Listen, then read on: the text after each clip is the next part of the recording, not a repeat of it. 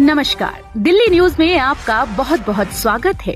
चलिए देखते हैं आज की 15 फटाफट बड़ी खबरों को। 76,000 करोड़ का बजट पास। सीएम केजरीवाल ने कहा माताएं और बहनें बनेंगी सशक्त। विधानसभा सत्र के दौरान दिल्ली के बजट पर चर्चा हुई। मुख्यमंत्री अरविंद केजरीवाल ने बजट को अच्छा बताते हुए कहा कि इसमें हर तबके और हर क्षेत्र का ख्याल रखा गया है। बजट माताओं बहनों को और सशक्त बनाएगा।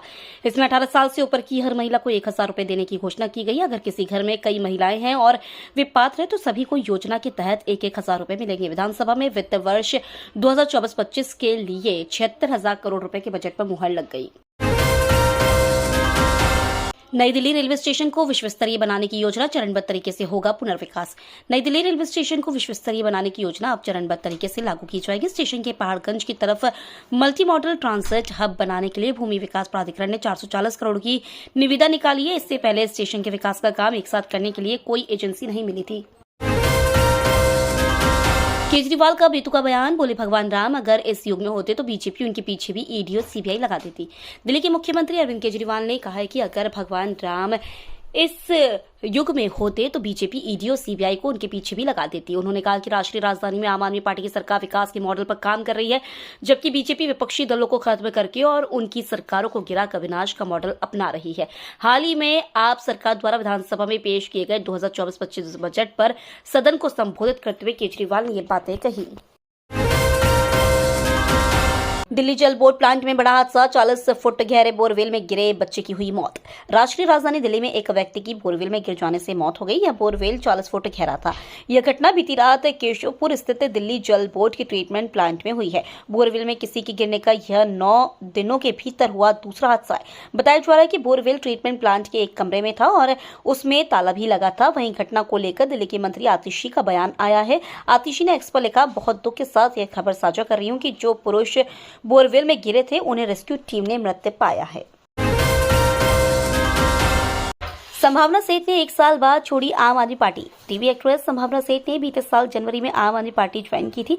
संभावना सेठ को आम आदमी पार्टी के राज्यसभा सांसद संजय सिंह ने पार्टी की सदस्यता दिलाई थी। वहीं अब 1 साल बाद एक्ट्रेस ने यह पार्टी छोड़ दी।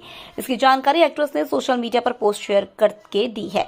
बताया है कि वह अब इसका हिस्सा नहीं रहेंगी, वह इससे एग्जिट ले रही हैं।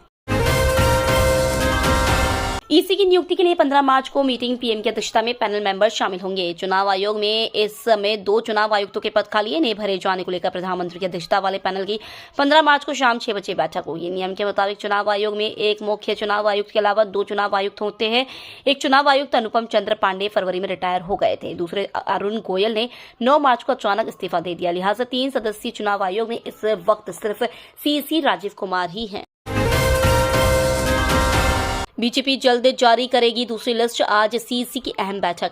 लोकसभा चुनाव को लेकर बीजेपी ने पहली लिस्ट जारी करने के बाद अब दूसरी लिस्ट की तैयारियां शुरू कर दी है। उम्मीद लगाई जा रही है कि पार्टी जल्द ही अपनी दूसरी लिस्ट जारी कर सकती है। जानकारी के अनुसार बीजेपी केंद्रीय चुनाव समिति आज शाम को बैठक करेगी। बैठक में गुजरात, महाराष्ट्र और तेलंगाना की बची हुई लोकसभा सीटों पर प्रत्याशियों के नाम पर चर्चा हो सकती है। भारत का सबसे तेज राउटर लॉन्च। पलक झपकते ही भेजा जा सकेगा डाटा। केंद्रीय मंत्री अश्विनी वैष्णव ने बेंगलुरु में भारत के सबसे तेज और स्वदेशी डिजाइन वाले IP/MPLS राउटर को लॉन्च किया। निवित्ती सिस्टम का बनाया गया यह राउटर 2.4 टेराबाइट पर सेकेंड की गति से डाटा ट्रांसफर में सक्षम है। इसकी लॉन्चिंग के दौरान वैष्णव ने कहा, देश का पहला स्वदेशी राउटर 2.4 TBPS की गति से काम करने में सक्षम है। यह छोटी बात नहीं है, असल में यह हमारे देश के लिए एक अहम उपलब्धि है। दिल्ली में नमाज अदा करने लोगों को लात मारने की घटना पर ओवैसी का हमला। उत्तरी दिल्ली में सड़क पर नमाज अदा कर रहे कुछ लोगों को दिल्ली पुलिस के एक सब इंस्पेक्टर की लात मारने की कथित घटना सामने आई। ऑल इंडिया मजलिस-ए-इत्तेहादुल मुस्लिमीन के अध्यक्ष असुद्दीन ओवैसी ने घटना की निंदा की।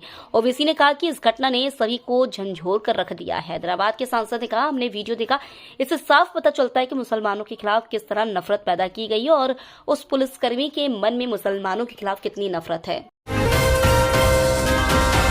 टीम इंडिया ने रचा इतिहास। तीनों फॉर्मेट में नंबर 1 पर आई। भारत को इंग्लैंड के खिलाफ टेस्ट सीरीज में 4-1 की जीत से फायदा हुआ। इस जीत के साथ ही भारतीय टीम आईसीसी टेस्ट रैंकिंग में पहले स्थान पर पहुंच गई है। भारतीय टीम ने ऑस्ट्रेलिया को पीछे कर दिया है। ऑस्ट्रेलियाई टीम अब दूसरे नंबर पर है। वनडे और T20 में टीम इंडिया पहले से ही टॉप है। इस तरह भारत एक ही समय में तीनों फॉर्मेट में नंबर 1 बन गया है।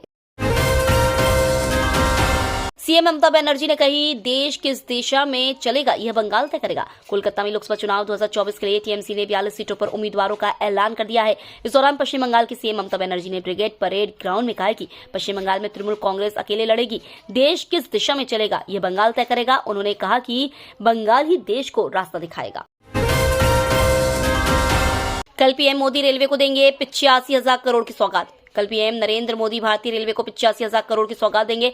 इससे पहले 1 मार्च को 35,747 करोड़ की सौगात दिए थे। 12 दिनों में दूसरी बार रेलवे को कई बड़ी योजनाओं की सौगात दिए जाने से अधिकारी कर्मियों के साथ साथ आम जनता के बीच खुशी की लहर है। 85,000 करोड़ में पूर्व मध्य रेलवे हाजीपुर जोन के हिस्से में 13,228 करोड़ रुपए आएगा, जिससे रेलवे की कई योजनाएं पूरी होंगी। आज एक खास कार्यक्रम में हिस्सा लेंगे पीएम मोदी। नमो ड्रोन दीदियों को देंगे 1,000 ड्रोन। प्रधानमंत्री नरेंद्र मोदी आज राजधानी दिल्ली में सशक्त नारी विकसित भारत कार्यक्रम में भाग लेंगे और इस दौरान 1,000 नमो ड्रोन दीदियों को ड्रोन सौंपेंगे और स्वयं सहायता समूह को रियायती ब्याज दर पर लगभग 8,000 करोड़ रुपए का बैंक ऋण भी वितरित करेंगे। प्रधानमंत्री कार्यालय ने रविवार को एक बयान में यह जानकारी दी। उसके मुताबिक प्रधानमंत्री स्वयं सहायता समूह को लगभग 2,000 करोड़ रुपए का पूंजीकरण सहायता कोष भी वितरित करेंगे। एनसीआर में कुट्टू का आटा खाने से 487 लोग बीमार, 15 छात्र आईसीयू में। महाशिवरात्रि पर खराब गुणवत्ता वाला कुट्टू का आटा खाने से दिल्ली एनसीआर में 447 लोगों की तबीयत बिगड़ गई।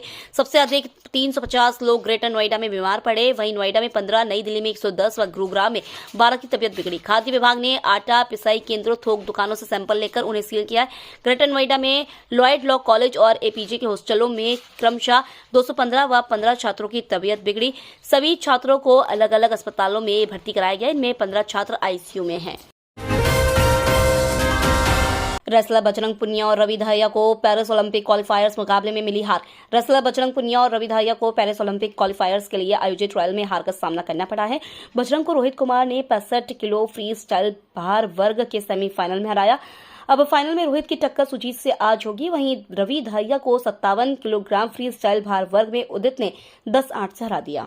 तो ये थी आज की बड़ी खबरें।